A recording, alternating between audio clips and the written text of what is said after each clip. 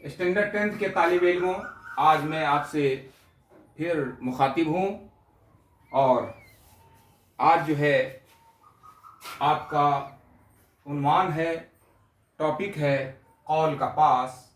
मुसन्निफ हैं प्रेमचंद।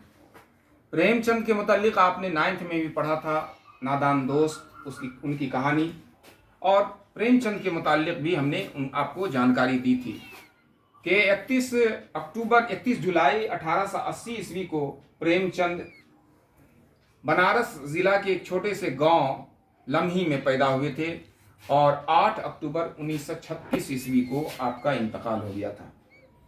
आप हिंदी और उर्दू के बड़े ही मशहूर और मारूफ नावल और अफसाना निगार रहे, उपन्यासकार रहे हैं, कहानीकार आप रहे हैं।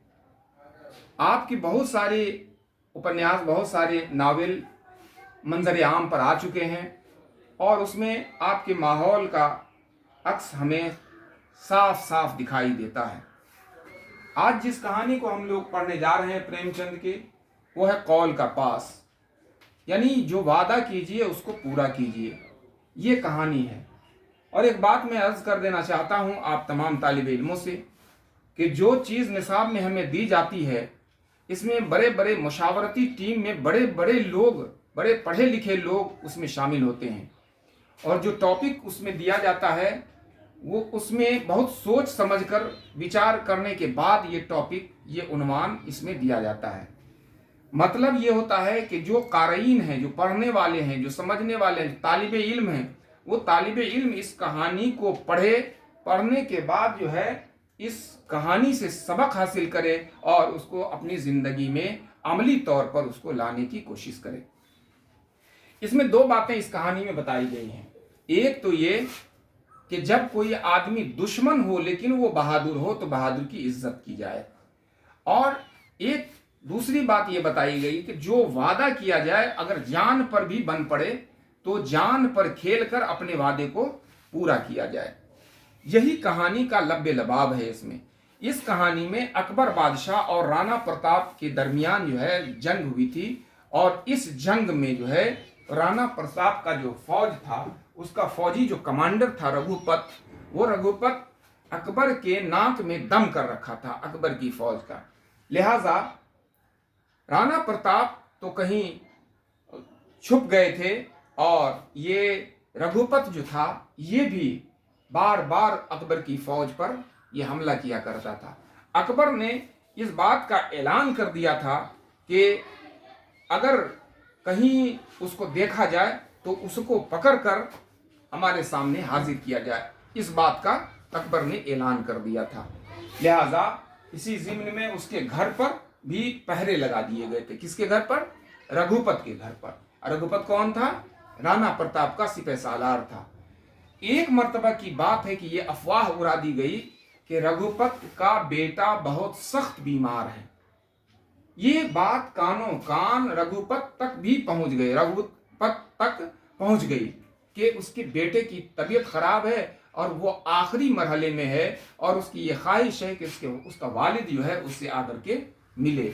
लिहाजा भेष बदलकर रात को चुपके से वो अपने घर की तरफ जाने लगा, लेकिन वहाँ जो पुलिस थी, पहरेदार था, उसने उनको पकड़ लिया और पकड़ने के बाद रघुपत ने उनसे कहा कि देखो भाई, मेरे बेटे की तबीयत बहुत ख़राब है, मुझे उससे मिलने दो, जब मैं उससे मिल लूँगा उसके बाद जो है मैं तुमको अपनी गिरफ्तारी दे दूँगा। उस पहरेदार को रहम आ गया। उसने रघुपत को कहा कि ठीक है, जाओ तुम अपने बेटे से मिल लो। वो बेटे से मिलने गया, गले से लिपट कर रोया कि इस हालत में हम तुम्हारी क्या मदद कर सकते हैं। और उसके बाद मिलने के बाद उसको खुदा के हवाले करते हुए अपनी बीवी से मुलाकात की और कहा कि तुम इसकी देखभाल करो, मेरी हालत तो तुम्हें मालूम ही है। बीवी ने कहा कि आप इस होकर नहीं जाएं, वहाँ पहरेदार हैं, आप खिड़की होकर के बगल के रास्ते से निकल कर भाग जाएं। उसने कहा नहीं, मैंने सिपाही को वादा किया है कि मैं अपने बेटे से मिलकर वापस जाऊंगा। तो बीवी ने कहा कि देखिए, आपके जान के लाले पड़े हुए, अकबर बादशाह आपको सजाए मौत दे देंगे, इसलिए आप उधर ना जाएं। लेकिन रघुपत ने कहा कि मैंने उसे कौल दिया है, वादा किया है, मैं जरूर उस के जाऊंगा। वो सिपाही के पास गया और जाने के बाद उस सिपाही से कहा कि चलो मुझे गिरफ्तार करो। रघुपत की इस बात को देखकर, इस अदा को देखकर, इस हालात को देखकर कि बेटे से मिलने के बाद इसने जो वादा किया था उस वादा के मुताबिक मेरे पास चला आया है, उस सिपाही का दिल, उस पहरेदार का दिल पिघल गया कि कितना महान और कितना सच्चा आदमी है। उसने कहा, रघुपत, मैं ऐसे ईमानदार आदमी को कैसे गिरफ्तार कर सकता हूं, तुम यहां से चले जाओ।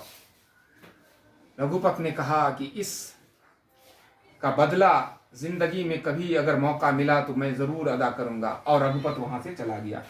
ये बात कानो कान वहां के अफसर को मालूम हो गई कि जो रघुपत के घर पर पहरेदार मामूर था, उस पहरेदार ने रघुपत को छोड़ दिया, आजाद कर दिया।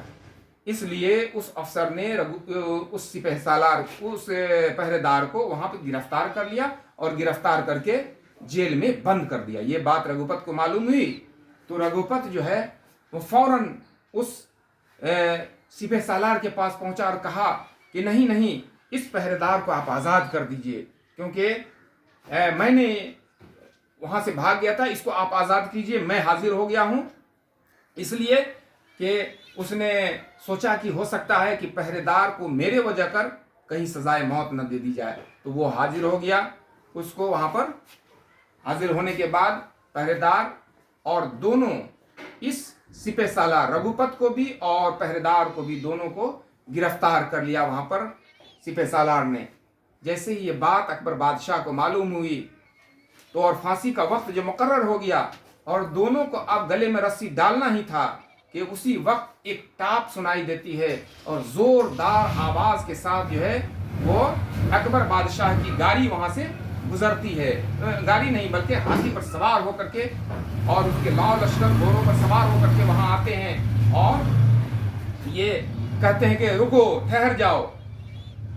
सारा लोग ठहर जाता है और अकबर बादशाह ये कहते हैं कि यकीनन मेरी दुश्मनी राणा प्रताप से है, यकीनन मेरी दुश्मनी रघुपत से है, लेकिन इतना ईमानदार शख्स जो अपनी ईमानदारी और वादा के बदौलत अपनी जान तक को खतरे में डाल दिया है, मैं ऐसा शख्स नहीं हूं कि इतने बहादुर शख्स को फांसी की सजा दी जाए। लिहाजा उस शख्स को, सिपाही को भी और रघुपत को भी आजाद कर दिया गया। लिहाजा इस सबक से यहाँ पर हमें ये कहानी मिलती है, सबक मिलती है कि अकबर बादशाह ने एक दिलदारी का सबूत पेश किया, एक बड़ा दिल वाला होने का सबूत पेश किया कि हम बहादुरों की इज्जत करते हैं। और दूसरी तरफ रघुपत ने अपने इन जज्बात का इजहार किया कि सच्चाई में कितनी ताकत होती है। लिहाजा हमें भी इससे ये सबक मिलता है कि हमें भी हमेशा सच्चाई और ईमानदारी के राह पर चलना चाहिए और बहादुरों की भी हमें इज्जत करनी चाहिए, रहमदिली का सबूत हमें पेश करना चाहिए। और जब कोई दूसरा आदमी किसी के काम आ जाए तो उसके भी काम आने की हमें कोशिश करनी चाहिए। यही इस कहानी का लब्बे लबाब है। अब अगले नशिस्त में हम लोग इस कहानी के सवालात और जवाबात पर गौर करेंगे। इस कहानी को पढ़िएगा। आज के नशिस्त में आपसे हम यहीं इजाज़त लेते हैं। आपका बहुत बहुत शुक्रिया।